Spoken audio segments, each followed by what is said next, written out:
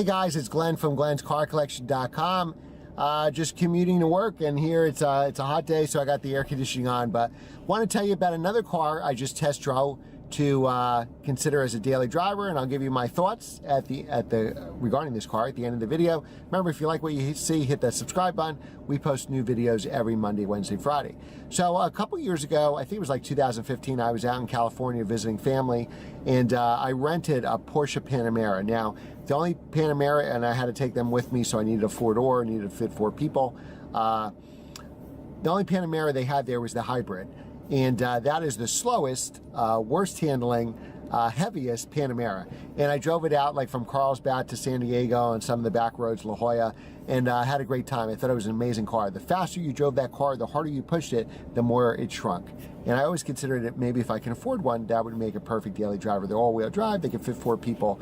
It would be a great car. So I was thinking if I up my price range a little bit, like I want to be in the 40s, but if I'm willing to go up to the 50s for a new daily driver, and again, I do commercial real estate, so I need a back seat to carry clients around, and I could probably get a Panamera, maybe a 4S, maybe a GTS, like a 2013 GTS or a 2014 4S.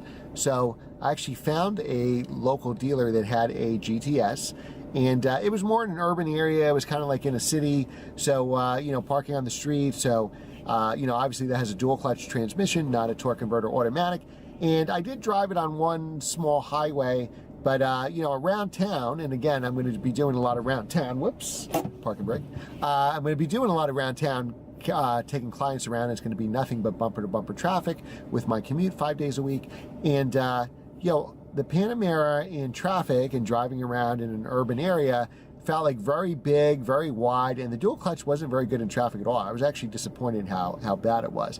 And that's my complaint with my GLA 45, is now that I have a real commute, when before I, you know, worked very close, lived very close by work, and I could take some nice back roads and had a blast driving all my cars like the S2000 to work or the GLA 45.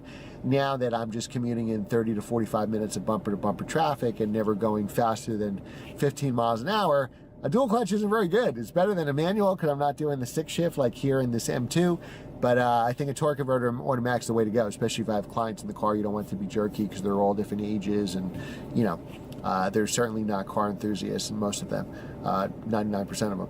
So yeah, so the Panamera, actually, I thought the GTS would be the perfect car. Maybe that's the car I would buy, and then I was worried, well, maybe clients won't want to go out on a tour with a guy with a Porsche. You know, maybe they just won't understand that it's used, and if they think you make too much money, maybe. I've heard stories of guys that had them and their clients wouldn't want to get in the car. But I drove the car and I was really disappointed. Again, I'm not driving it on my favorite back roads. I'm not driving a racetrack. I'm not driving it in an open road, but it just felt big and clunky, and the dual clutch was terrible in traffic. So I don't know if that's still in the running. I think I need to test drive another one at a different dealership in a more open, like a highway dealership in a more open area. We can go on some fun back roads and give another test. But unfortunately, the Panamera, like if I knew nothing about Porsches or anything about cars and I never driven one before, I would have been sorely disappointed. But I really think it was the environment I was driving the car in. But then, you know, with my heart, you want that car, but then your brain is like, hey, this is the environment you're really going to drive it on. You're going to be driving in bumper-to-bumper traffic. So when I drove the S8, it was a rainy day. It was a lot of traffic, and I did get to drive it on that same highway. I drove it on similar roads, and it was fantastic because it was a torque converter automatic. I had accelerated on the highway, boom. You don't care how hard it's raining, the Quattro from the V8 just make that car tick off. And it's a lot faster than the GTS. I think the GTS is not turbocharged, it's a normally aspirated V8, so it sounds amazing. It sounds great when you start the car. When you're driving, it's very quiet. I think they just have an open, you know, exhaust when you start it up. But the S8 was way faster than the Panamera. And again, there's faster Panameras like the Turbo and the 4S that are turbocharged, but the GTS has the great sound and the normally aspirated motor, but not necessarily the fastest car. So I think I need to drive that car again, because if I wasn't a car person, it would be eliminated because it just didn't do it for me on the kind of commute. So maybe it's not the right car, but I think I want to test drive another one and just more in the open roads. That's the problem with like dealerships and stuff. They have a set test drive route, and they won't deviate from it. What made me almost buy that S8, and I should have bought it, is the guy let me do literally like a half-hour test drive. We were nowhere near a highway, and I said, well, can we go to the highway, because I'm going to do some highway driving too with this. And we found the highway and went on it, and I drove so much I got comfortable with the car. I'm like, wow, this is perfect in all weather, bumper to bumper traffic, highway, the whole bit.